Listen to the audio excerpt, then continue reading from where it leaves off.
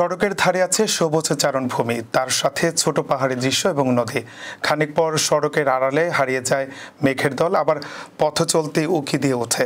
একটু পরপর ছোট বড় নান্দনিক স্থাপনা, সব মিলিয়ে যেন এক অপরূপ সৌন্দর্যের মহামিলন। নিউ ইয়র্ক থেকে বিংহ্যামটনের দিকে যাত্রা শুরু করলে মাঝের মাউন্ট মরিস রোডের চারপাশে চোখে পড়বে এমন দৃশ্য। শরৎকালে রোদটি রঙিন ক্যানভাসে রূপান্তরিত হয়। গাছের সোনালি লাল ও কমলা পাতার সঙ্গে ছোট্ট গ্রাম ও ফার্ম হাউসগুলো পথচারীর চোখে নতুন দৃশ্য উপস্থাপন করে। মাউন্ট মরিস রোডের বিশেষ দিক হলো এটি প্রকৃতির সঙ্গে মিলিত হয়ে শহরের বাইরের নতুন দিগন্তের সন্ধান দেয়।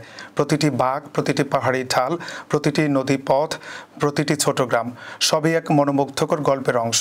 রোডের মাঝপথে থামলে স্থানীয় কৃষক, পর্যটক এবং পথচারীদের সঙ্গে সরাসরি সংযোগ তৈরি হয়। এই সংযোগ শুধু ভ্রমণকে আনন্দদায়ক করে না, বরং স্থানীয় সংস্কৃতি ও জীবনধারার সঙ্গে পরিচয় করিয়ে দেয়।